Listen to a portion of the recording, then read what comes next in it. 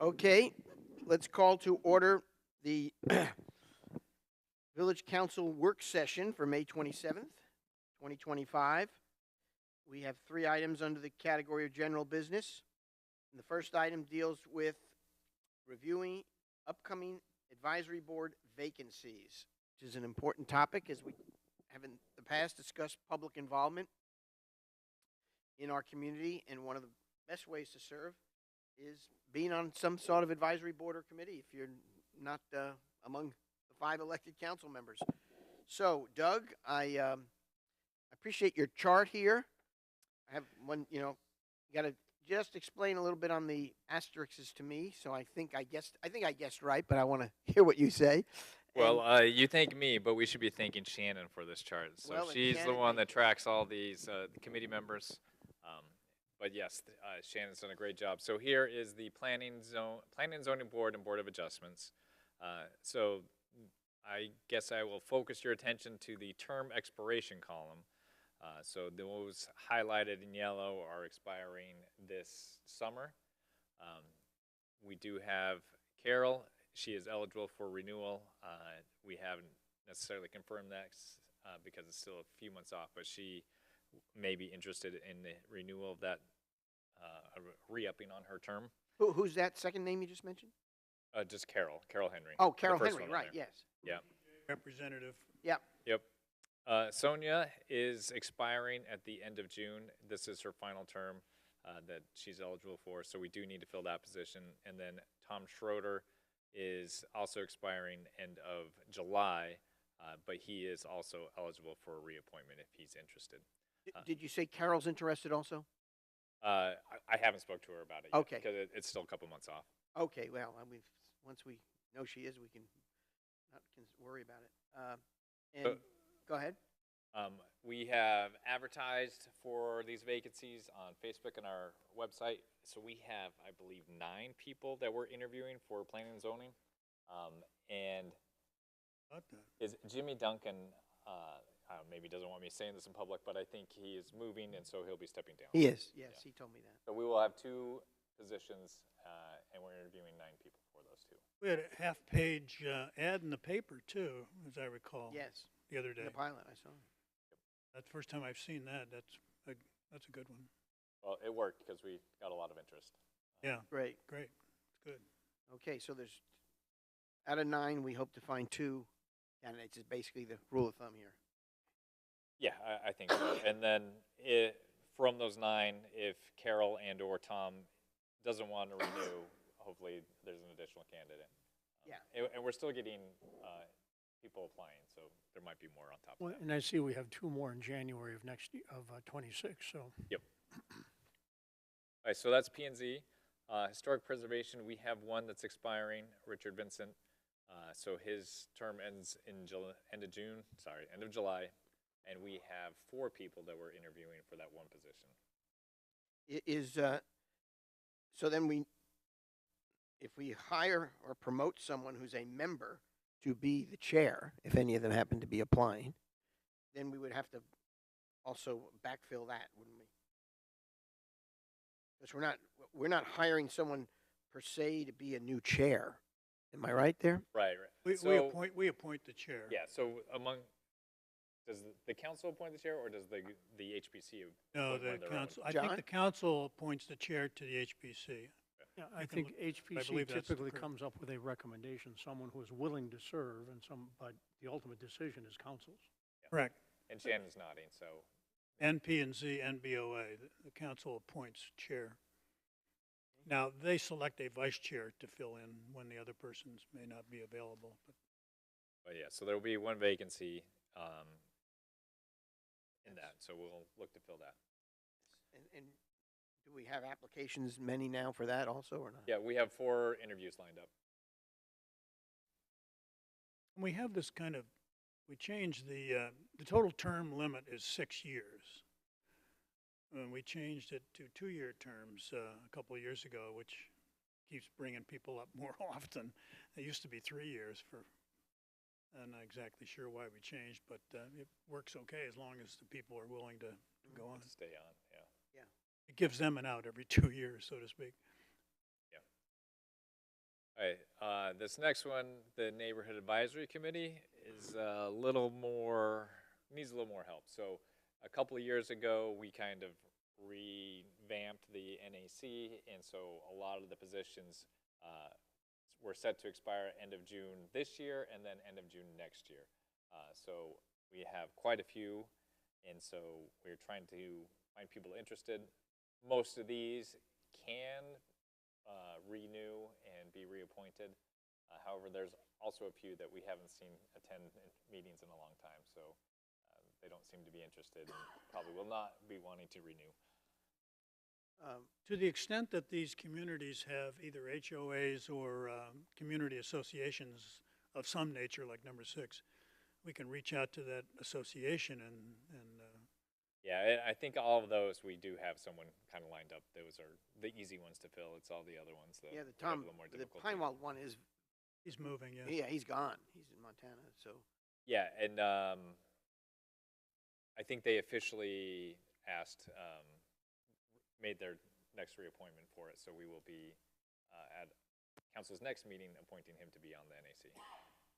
Good. Their board meets first Mondays usually of every month. Doug, it looks like there's literally 11 term expirations at the end of June. Is there a way to go to all 11 and say, hey, indicate whether you want to be reappointed or not, so we can Yeah, get Kristen going? is going through that process. And, Okay. So we can know where we have to. Be nice to have at the, I guess, our second meeting in June, a bunch of names that we can put on it so that they can, you know, continue in their place, or we have some new ones that we can appoint so that we're not short at the beginning in September. So, yep, that's the plan. okay.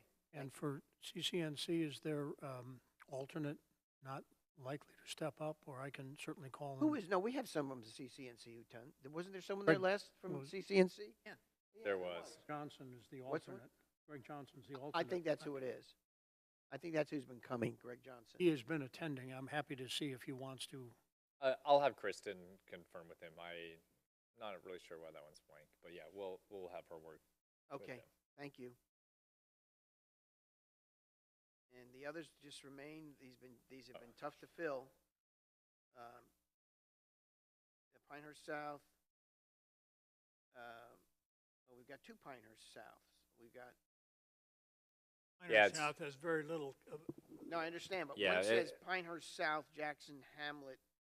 Yeah, actually, those we did combine those, so those actually should be just one. Okay, right. so it's just one, okay. Yeah. So then we've got Pinehurst South, Old Town West, Linden Road West, East Midland Road, which I assume that's sort of the Walker Station world.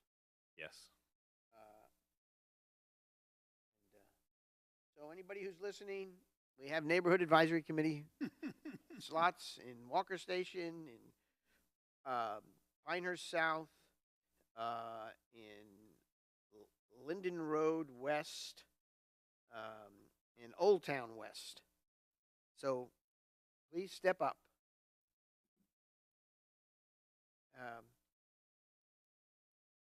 Okay. All right.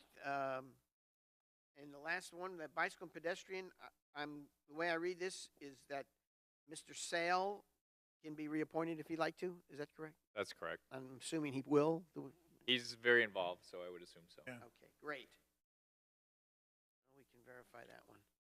Well, I'm impressed with the list. We've come a long way in the last few years of how we track these, and we're on top of them, and hopefully we'll have more public interest of someone who wants to join our advisory boards. Anybody have other thoughts or comments? I mean, this is a really great work product, and I feel I know what I need to know. All right. Then we go, hearing no other comments on the upcoming advisory board vacancies. Other than that, Doug, you'll keep us informed, and if we have people we need to see or to vote on, bring them forth. of course, the only thing is, if you have a lot of people applying and you don't select them, they may or may not, We burn a little bridge, I they think, burn a yes. little Yeah. will Well, there. Yeah. I've got to share a story then. We're ahead of schedule. And I was, back when I was quite young in the Reagan administration, in the second term, I wanted to join Presidential Personnel Office, which was because you got to hire a lot of people and advance things. And I was interviewed by the head of it. Boss at the time got me an interview, and it was John Harrington. I hope he's still alive. He went on to be Secretary of the Energy. And he said, let me tell you what really happens here. He said, you're probably going to see 10 people for a job that you will end up recommending one person for, and it'll go up the food chain, let's say, to the president, and the president will nod yes or no on it, and so forth. He said, but what you need to know is that when it's all over, and you've completed those interviews, and someone's been selected, you will have created 9 enemies and 1 ingrate.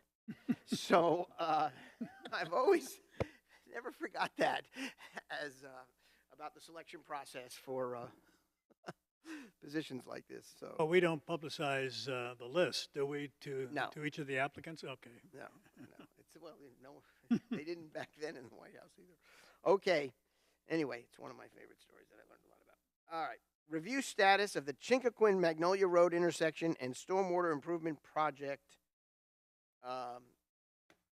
Thank you for this. I did, Doug and I discussed last week, and Doug has put up on the website, for those of you who haven't seen it, somewhat of an explanation to the public and an indication that we are working as best we can to make sure this thing gets on track. If you're like me, you may have received inquiries of what's going on there because it's been going on a while. And so thank you for that, Doug. And go ahead, Doug, tell us what's the latest. Well, I just wanted to remind everyone, you probably forgot what this project actually was. It's been so long. But so we're adding these proposed bulb outs on the Chinkapin Magnolia intersection. So this is Magnolia going this way, Chinkapin going this way. So this will now become a 4-way stop. And right now it's just 2-way, the stops on Magnolia. So that should make this intersection much safer. It's hard to see people coming on Chinkapin.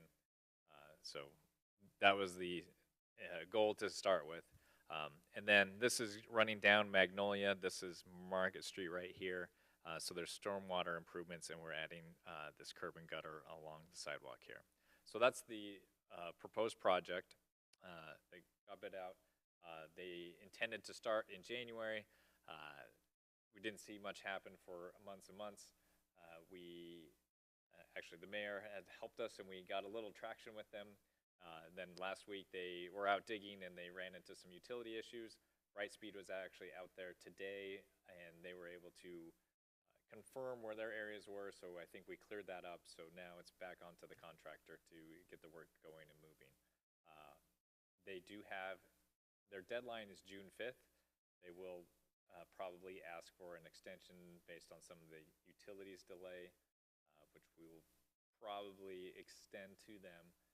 However, they do know that we're disappointed in the way this project has gone and the timeline, and how they have not met the expectations that they set when they bid the project and when they initially started working with us. So it's kind of the update.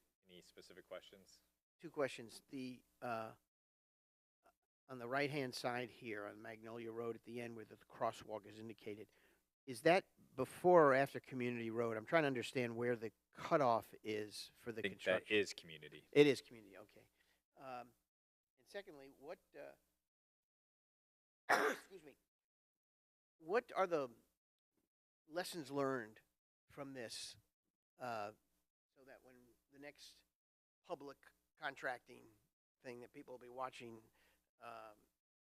we can avoid what we'd like to So avoid here? this is a very unique situation that had a contractor that has slipped so many times, but we originally made the period for construction very long because originally we proposed to do this before the U.S. Open last year, and we got no bidders on it because the timeline was too quick. So we extended the timeline to get more people interested and hopefully keep the price low. And so that is one thing that happened on this project. We gave them like 4 or 5 months to do the project, and normally we wouldn't do that. We do have a $500 per day fine if they have failure to complete the project on time. So that is something we can look at increasing in the future on major projects. We also don't want to necessarily increase the price because a lot of people build in like a 30-day delay into their project cost just in case they have to start paying that. But there are options that we're looking into to make sure that projects going forward are a little more online and happen in the correct time frame. I would be supportive of increasing the $500 item because I forget the total of this contract, but in these significant size contracts, for some of them, 3 days, running 3 days late, the $1,500 is just the cost of doing business. It might be different. Two questions, Doug. One, what has our communication been with the businesses immediately on that corner? And two, when did the contractor first hold their hand up and say, hey, we can't do what we want to do because of X, Y, or Z? Yeah, so we've had business listening sessions to talk about this project for the overall downtown community. Both Mike and I have talked to the businesses right along the route that will be affected. We've tried to explain to them that we'd be more than happy to share project timelines and things like that as we get them, but so far we haven't had one that we feel comfortable that the contractor is actually going to stick to. So that's been a little bit of a sticking point that we haven't been able to share an actual timeline. And your second question about when did they say, hey, we're ready to go, but now you're holding us up, that would have been like last week. So the extension is not, any extension that they request is not going to be a long one that we're going to grant. Have they given you any update on if they can't meet June 5th, are they going to make June 12th or are they with July 30th? What's their new estimate for completion? Yeah, so they needed to clear up this utility issue that we just got cleared up today to figure out what actually they needed to do to not cut the internet access to all of downtown. So That would be a good thing. And with respect to this block that you have up here, one of the merchants along there off Market Street has pointed out that in part because of all the trees that are there, it's very dark at night. And particularly in the winter hours when after 5 or those that are open till 6, I don't know what we can do to improve lighting along there, if anything, but I think that would, in addition to what we're remediating here, the ultimate problem, that would be a welcome addition. yeah, I think lit bollards are planned to be along here. Is that, yeah. Great. Well, based on the markings on the road, when they start, it's going to be a serious road closures. Yeah, If you look at the markings on the road, it looks like we're going to really be shut down that whole intersection and Magnolia Road. It looks pretty serious once they start cutting that up. Again, one of the merchants, and Doug and I talked about this, on Market Street was thinking that you might have to shut Market Street down. And I think we're trying to work at that. You'll either be able to turn left or right. We will not have to shut Market Street down. Yeah, not for an extended time, not for more than a day or whatever, yeah. Right. It strikes me that more of the activity is turning right. I see a lot more markings going down that side. Probably, than yeah. on the left side, so, anyway. Yeah, a lot of the stormwater work is Yeah, along Magnolia going down towards community. And then the intersection work is obviously at the intersection with. Well, and the other thing is that's where the commercial loading zone theoretically is, yeah, well, which will be impacted for the period of time that is necessary. that's the cost of doing business. Okay, any other comments from you, Doug, or anybody else? No. Okay. Now we go on to another project. The update on the timeline of the library design and bidding schedule. So go ahead, Doug. Yeah, so we expect the architect and the engineer that they've been working with to have the redesign plans to us this week for the proposed fix for the stormwater issue that we had talked about previously. Then we plan on advertising in early June, and then releasing the bids and specs, having our pre-bid meeting late June, and opening after the 4th of July holiday. So it's When you getting say- close. I understand it clearly. Bid opening, that's not us opening the responses. That's us issuing the notice for. No, that is us opening the bids. That's us opening them. Great. Is that Okay. enough time? 1 month? It's pretty standard. I could talk to the architect. If he feels like adding a week or two is going to generate more interest or lower prices, then Yeah. I think we would do that, but this is what he suggested. What is the pre-bid? Just to meet with contractors on site and have a discussion, answer any questions that they may have. Clarification of issues, yeah. Other questions for the village manager? Hearing none. Okay, well, I guess we'll just watch these dates and you can update us as necessary. I'm sorry, can I go back to the previous topic? Is the contractor for the stormwater remediation is the same as doing the intersection? Yes or no? Yes, it's all the same contractor. And what is that portion was not scheduled for completion June 5th? Or was it? Yeah, the whole contract is, the deadline is June 5th. Well, it's going to be a busy week. I'll have to hustle. Okay.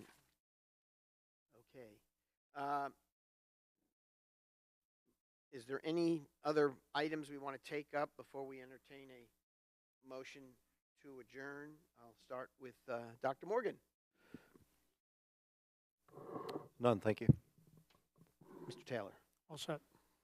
Jack Farrell. Nope. Barb Ficklin. Okay.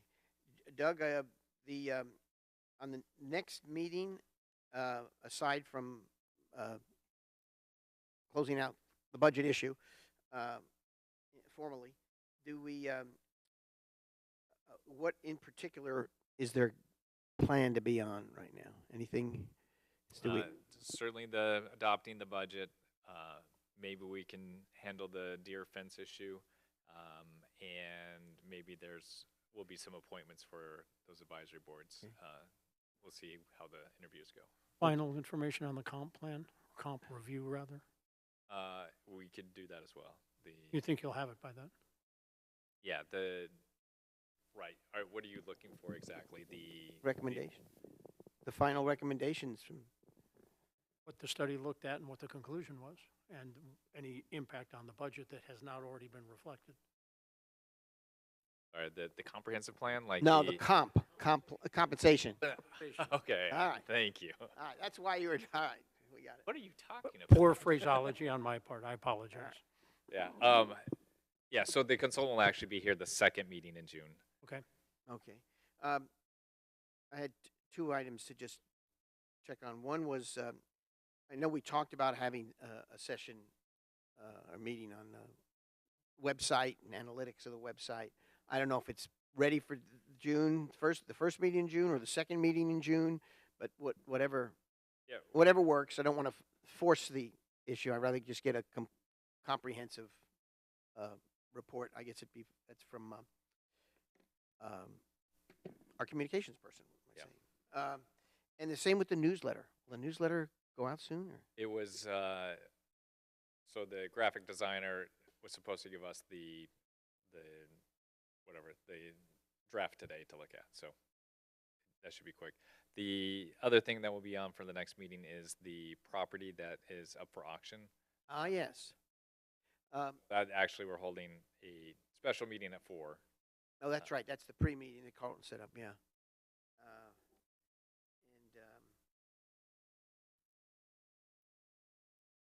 I guess there's nothing. Nope. I guess that covers it. If I think anything, I'll bring it to your attention. But does anyone have any other things that Yeah, we just- talked about that well, I guess the one thing is, so to speak, is updates on anything. If there's anything new to talk about on STRs. Sure. We can give you an update on that. Again, it can wait to the last meeting in June, but I just, you got letters going out, you've got all these moving parts, so it'd be good to. Barb, you had requested some additional information on lighting and what have, did you, I can't remember, did you include noise in that, noise complaint? Noise, lighting, and parking. Okay, good. So one other thing I just thought about, the legislation in the North Carolina legislature, do we have any information or idea which ones are going to make it, which is not make it? So the big one that we've been watching, House Bill 765, just rumors, but we had a good source say, oh, it's totally dead. And we had another good source say, oh, no, this is going to pass.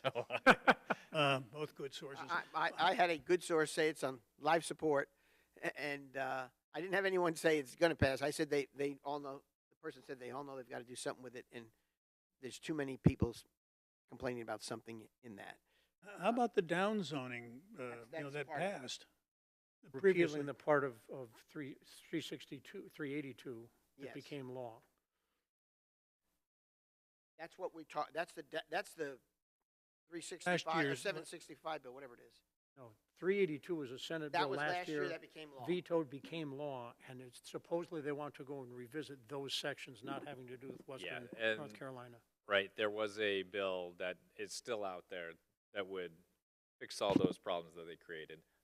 Yeah, because and- that's the downzoning Yes. issue. yeah, and I forget which number it That's is, the but- one that's stopping us cold in a lot of ways. Well, Yeah. the problem is they sort of fixed that, and then they put a whole bunch of stuff in this bill that got people uncomfortable. So that's why it's So, in limbo.